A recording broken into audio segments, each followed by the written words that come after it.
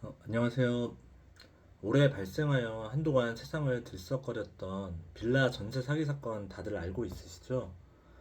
대책 마련이 시급하다는데 모두가 동의하여서인지 국회에서도 발빠르게 움직여줬고, 이에 따라 얼마 전인 4월 18일에 주택임대차 보호법이 일부 개정되었습니다. 빌라 전세 사기와 같은 사건이 발생하는 원인으로는 여러 가지 이유가 있겠지만, 등기부 등본, 신분증 등의 사문서 위조나 잔금일 임차인이 대항력을 갖추기 위해 주민센터에 신고할 경우 대항력의 효력 발생 시기가 하루 늦는다는 사실을 이용한 잔금일 명의 변경 등의 정말 악의적인 범죄를 제외한다면, 임대인의 무리한 레버리지 활용 과정에서 벌어지는 사정 변경에 따른 경우가 많습니다.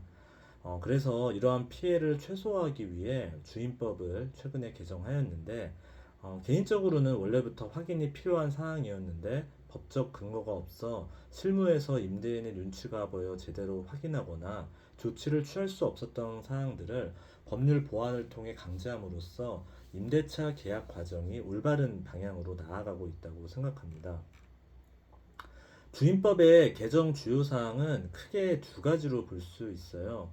우선 임대차 계약 체결 시 임대인이 선순위 임대차 정보와 국세 및 지방세 납세 증명서를 의무적으로 제출하도록 하였고, 두 번째로 임차권 등기 명령 결정이 임대인에게 도달하여 고지되기 전이라도 등기가 격려될 수 있게 함으로써 임대인이 고의적으로 임차권 등기 명령을 수령하지 않거나 사망하였을 경우 임차인이 난감의 상황에 빠질 수 있는 가능성을 줄여줬습니다.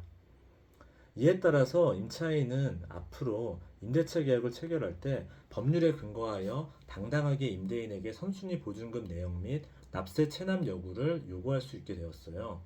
임대인 입장에서는 자신의 개인적인 정보가 노출되며 의심을 받는 듯한 상황이 조금 기분 나쁠 수 있겠지만, 워낙 많은 사람들이 다양한 수법을 통해 임차인에게 피해를 그동안 입혀왔기 때문에 조금 번거롭더라도 법으로 규정한 사항을 잘 지키는 것이 좋을 것으로 여겨집니다.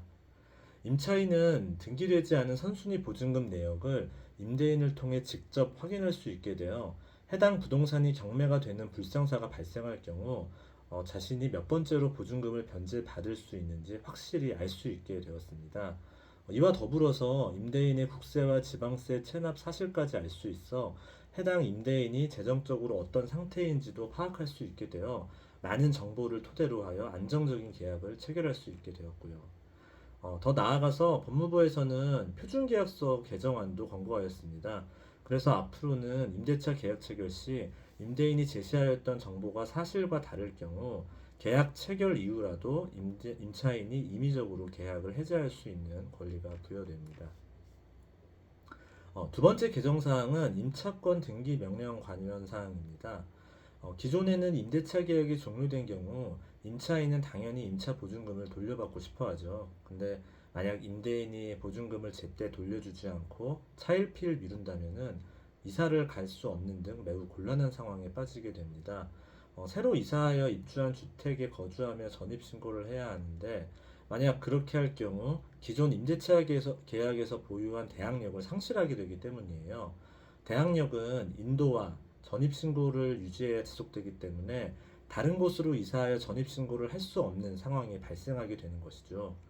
이러한 상황을 타파하고자 생긴 제도가 임차권 등기 명령입니다.